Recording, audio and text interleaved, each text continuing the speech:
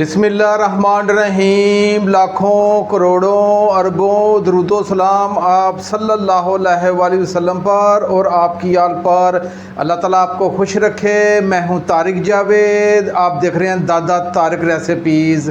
आज मैं जो आपके लिए रेसिपी लेके वो बहुत ही ज़बरदस्त किस्म की हम बाजरे की रोटी बनाएंगे, पूरी जिस्म की ताकत के लिए और पूरी जिस्म की हड्डियों के लिए, और बिलखसूस रीढ़ की हड्डी के लिए और रीढ़ की हड्डी की डिस्क के लिए बहुत ही ज़बरदस्त और जानदार रेसिपी है और बहुत ताकतवर रेसिपी है। और ये बूढ़ों के लिए कमाल की रोटी है। 70 साल का बुजुर्ग ये रोटी खाए, इंशाल्लाह अल्लाह के हुक्म से 1 माह के अंदर अंदर वो अपनी लाठी को तोड़ के फेंक देगा। आपने शुरू से लेके आखिर तक इस नाचीज़ की वीडियो को वॉच कीजिएगा, आप कहेंगे कि वाकई दादा तारिक भाई ने को बाजरे की रोटी की रेसिपी दी है। आइए अपनी रेसिपी की तरफ चलते हैं। नज़र आ रही है ये बाजरा है, इसके बहुत फ़वाइद हैं। ये आप अपनी ज़िंदगी का हिस्सा बना लें। आपने देसी बाजरा कह के लेना है, एक फार्मी बाजरा होता है वो नहीं लेना, देसी बाजरा आपने लेना है। उसे आपने घर में अच्छे तरीके से साफ़ कर लेना है। साफ़ करके आपने इसका आटा बना लेना है। अगर ये काम नहीं आप कर सकते तो आप किसी अच्छे स्टोर से भी आपको बाजरे का, मैंने बाजरे का आटा लिया है, ये तकरीबन 125 ग्राम है। इसे मैं एक तरफ रखूंगा। चूल्हे की फ्लेम को मैंने ऑन कर लिया है और आंच को बिल्कुल हल्का रखा है। मैंने 1 कप ये फूल मखाने हैं, ये मैंने ले लिए हैं। मैंने पूरा पैकेट 250 रुपये का आया था, इसमें से एक हिस्सा मैंने निकाल लिया है और ये आपको कप में नज़र आ रहा है। ये तकरीबन 40 से 50 रुपये के ये फूल मखाने बनते हैं और इसके बहुत ही फ़वाइद हैं। ये मैं डाल दूंगा और अब इसे मैं हल्की आंच पे 2 से 3 मिनट के लिए रोस्ट करूंगा। उसकी वजह यह है कि इसके अंदर जो नमी होगी वो हमने ख़त्म करनी है। ये सिर्फ आपने इसे हल्की आंच पे 2 मिनट के लिए फ्राई करना है। फूल मखाने के बहुत फ़वाइद हैं, ये हड्डियों के लिए बल्कि पूरी जिस्म के लिए बहुत फ़ायदेमंद है। और जिन्हें मोहरों का मसला है, डिस्क प्रॉब्लम है, उनके लिए भी ये बहुत फ़ायदेमंद चीज़ है। और फूल मखाने में कैल्शियम बहुत ज़्यादा पाया जाता है। आप इसे अपनी ज़िंदगी का हिस्सा बना लें और हर तरह की कमज़ोरी को दूर करता है और फौलादी ताकत रखता है, पट्ठों को ताकत देता है और इसाबी कमज़ोरी के लिए और बिलखसूस ख़वातीन के लिए ये अनमोल तोहफ़ा है।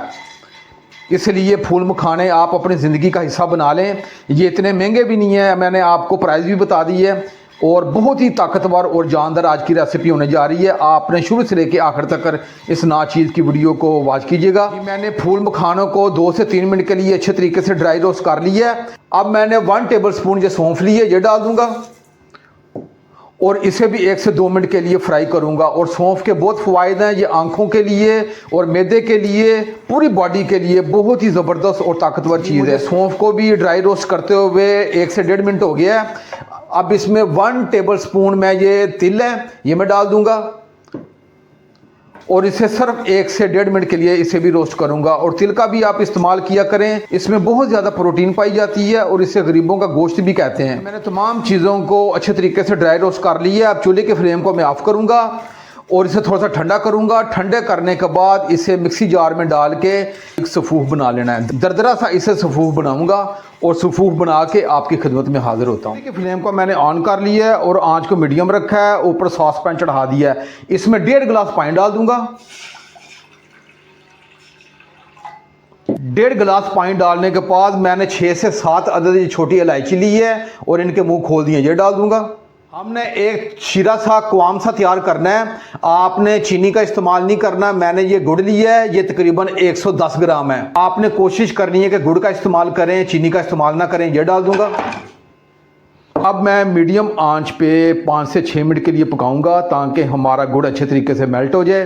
5 से 6 मिनट के बाद इंशाल्लाह मिलते हैं। मुझे पकाते हुए 5 से 6 मिनट हो गए हैं और जो गुड़ है जो मुकम्मल मेल्ट हो चुका है। अब चूल्हे की फ्लेम को 1 मरतबा मैं ऑफ़ कर दूंगा और इसे मैं थोड़ा सा ठंडा करूंगा। ठंडा करने के बाद इसे बारीक स्ट्रेनर की मदद से इसे मैं छान लूँगा। वजह यह है कि गुड़ मैदानी इलाकों में बनता है, इसमें कोई थोड़ी बहुत रेत या तो तिनका वगैरह होगा तो वो अलग हो जाएगा। गुड़ के शीरे को मैंने अच्छे तरीके से ठंडा कर लिया था, फिर इसे स्ट्रेनर की मदद से छान के और एक अलग बर्तन में ये शीरा मैंने डाल दिया है और ये बेहतरीन हमारे पास ये गुड़ का कवाम शीरा तैयार हो गया। अब इसे मैं एक तरफ रखूँगा। एक बाउल ले लिया है, आपने भी कोई खुला बर्तन ले लेना है। ये बाजरे का आटा है, ये मैं इसमें डाल दूंगा। बिस्मिल्लाहिर्रहमानिर्रहीम। ये फूल मखाने, सौंफ और तिल जिसे मैंने दरदरा सा ग्राइंड कर लिया था, ये डाल दूंगा।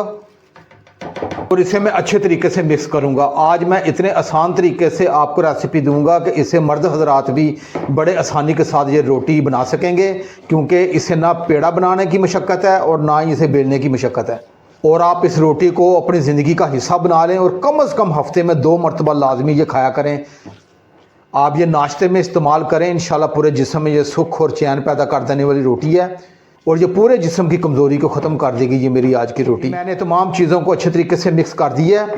अब ये जो गुड़ का कुआम शीरा है ये मैंने थोड़ा थोड़ा करके डालना है, ये डाल दूंगा और इसे अच्छे तरीके से मिक्स करूंगा। जी मैंने गुड़ का शीरा डाल के इसे अच्छे तरीके से मिक्स कर दिया है।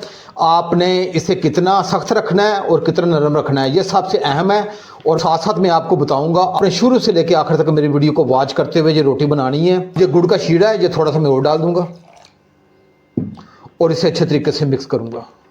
जी मैंने गुड़ का मज़ीद शीरा डाल के इसे 1 से 2 मिनट अच्छे तरीके से मिक्स कर दिया है और इसकी मैं थिकनेस भी आपको चेक करवाता हूँ। ये देखिएगा, ये एक रिबन की तरह इस तरह गिरना चाहिए।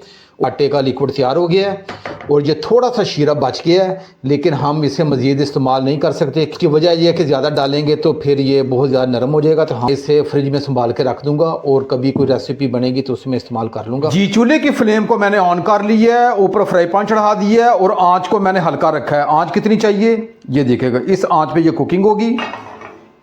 ब्रश की मदद से हल्का सा ये ऑयल लगा दूंगा। बिस्मिल्लाह, बहुत ही आसान तरीके से ये मैं आज आपको रेसिपी दूंगा कि इससे बच्चे भी, मर्द हजरात भी इसे आराम से बना सकेंगे। इसमें ज़रा बराबर भी आपको मशक्क़त नहीं करना पड़ेगी। ऑयल हमारा गर्म हो चुका है। ये बाजरे का जो लिक्विड है आपने चम्मच के ज़रिए उठाना है, उठा के आपने दरमियान में डाल देना है। बिस्मिल्लाह रहमान रहीम। और इसे आपने स्पैचुला की मदद से थोड़ा सा फैला देना है। आपको ज़रा बराबर भी मशक्क़त नहीं करना पड़ेगी। बहुत ही आसान तरीके से ये मैं आज आपको ये रोटी की रेसिपी दे रहा हूँ। स्पैचुला की मदद से अच्छे तरीके से बाजरे की रोटी को फैला दिया है। अब इसे मैं 2 मिनट एक तरफ से और 2 मिनट दूसरी तरफ से पकाऊंगा। ये तिल है, ये मैं डाल देता हूँ। ये ऑप्शनल है वैसे, क्योंकि तिल हमने पहले भी डाले हैं। मैं 2 मिनट के लिए अच्छे तरीके से एक तरफ से और 2 मिनट दूसरी तरफ से अच्छे तरीके से पकाऊंगा रोटी। ये हमारी रोटी ये कुक हो चुकी है। अब इसे मैं प्लेट में निकाल के आपको चेक भी करवाता हूँ। ये देखिएगा कितनी ज़बरदस्त और जानदार ये बाजरे की रोटी बन के तैयार हुई है। आप ये अपनी ज़िंदगी का हिस्सा बना लें। ये पूरे जिस्म में ताकत देने वाली ये रोटी है। मैं अब आपको दूसरी रोटी बना के भी चेक करवाता हूँ। थोड़ा सा मैंने ऑयल डाल दिया है और इसे थोड़ा सा गर्म किया है। आपने बाजरे का बैटर उठाना है और आपने दरमियान में डाल देना है। बिस्मिल्लाह। और आपने स्पैचुला की मदद से इसे थोड़ा सा फैला देना है। आपने गोल के चक्कर में नहीं पड़ना। ये नहीं जी, मैंने स्पैचुला की मदद से इसे फैला दिया और ये बेहतरीन हमारी ये रोटी बनने के लिए तैयार है। अब इसे 2 मिनट मैं एक तरफ से और 2 मिनट मैं दूसरी तरफ से इसे पकाऊंगा। ये नहीं जी, मैंने 2 रोटियों की रेसिपी आपको दे दी है। आप ये रोटी सुबह नाश्ते में इस्तेमाल करें, दोपहर को इस्तेमाल करें, रात को इस्तेमाल करें, जब आपका मन चाहे आप इसे इस्तेमाल में लेके आएँ।